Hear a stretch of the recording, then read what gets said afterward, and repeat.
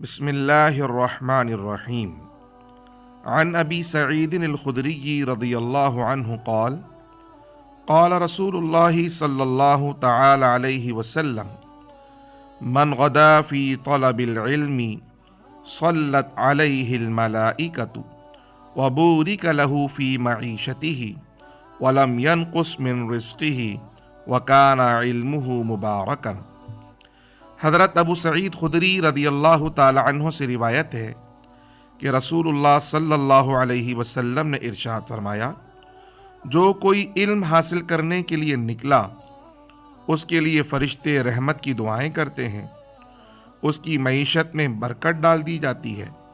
اور اس کے رزق میں کوئی کمی نہیں کی جاتی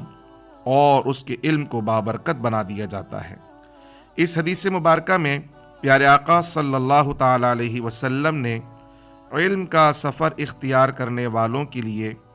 3 خاص انعامات کا بیان فرمایا۔ سب سے پہلی بات جو پیارے آقا صلی اللہ علیہ وسلم نے ارشاد فرمائی وہ یہ کہ جو شخص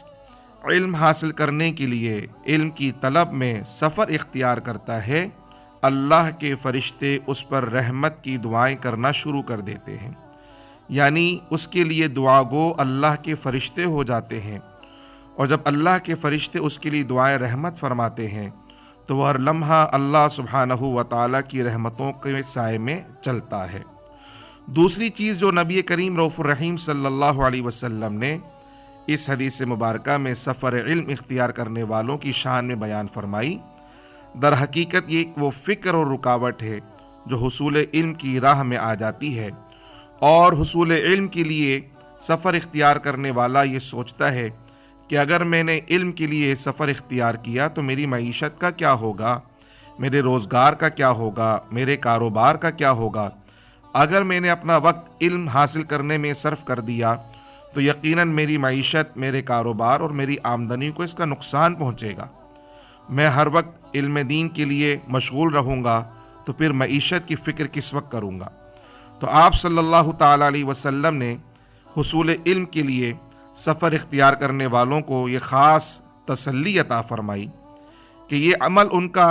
رکاوٹ نہیں بنے گا، یہ عمل ان کے لیے رزق میں تنگی کا سبب نہیں بنے گا، بلکہ جو علم کے لیے سفر اختیار کرتا ہے اللہ سبحانہ و تعالیٰ اس کی معیشت میں مزید برکت عطا فرماتا ہے، اللہ سبحانہ و تعالیٰ اس کے رزق میں برکت عطا فرماتا ہے، اللہ سبحانہ و تعالیٰ اس کے مال میں برکت عطا فرماتا ہے، اور یہ جو وقت وہ علم کے لیے نکال رہا ہے اس کی وجہ سے اس کے رزق میں کوئی کمی واقع نہیں ہوتی۔ جب رزق کا ذمہ اللہ تعالیٰ نے لیا ہے اور حضور اکرم صلی اللہ علیہ وسلم اس بات کی ضمانت دے رہے ہیں کہ علم حاصل کرنے کے لیے مشغولیت سے انسان کے رزق میں کوئی کمی واقع نہیں ہوتی، تو انسان کو ایسے بے بنیاد خدشات کو ذہن سے نکال دینا چاہیے۔ اور ویسے بھی یہ ہمارے ایمان کا جزو ہے کہ انسان کو وہی ملتا ہے جو اللہ تعالیٰ نے اس کے لیے مقدر کر رکھا ہے، تو اس فکر کی وجہ سے علم حاصل کرنے کی لگن کو ہرگز فراموش نہیں کرنا چاہیے۔ اور تیسری بات جو آپ صلی اللہ تعالیٰ علیہ وسلم نے حصول علم کے لیے سفر اختیار کرنے والوں کی فضیلت میں بیان فرمائی، وَكَانَ عِلْمُهُ مُبَارَكًا،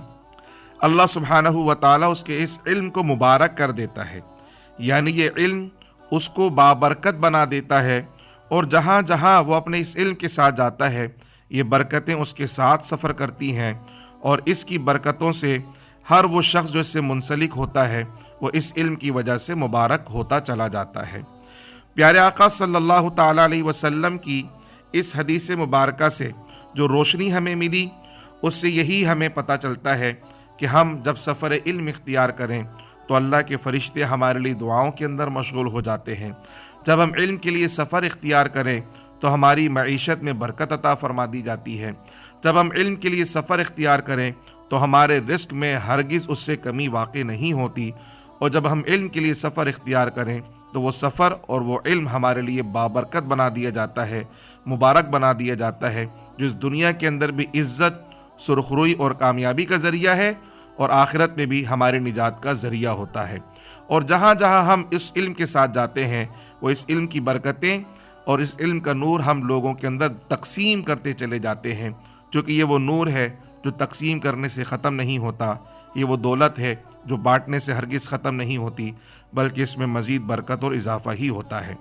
نبی کریم رؤوف الرحیم صلی اللہ علیہ وسلم کی اس حدیث مبارکہ سے بڑی تسلی اور تشفی میسر آتی ہے۔ اللہ کریم ہمیں پیارے آقا صلی اللہ علیہ وسلم کی اس حدیث مبارکہ پر عمل کرتے ہوئے سفر علم اختیار کرنے کی توفیق عطا فرمائے، آمین۔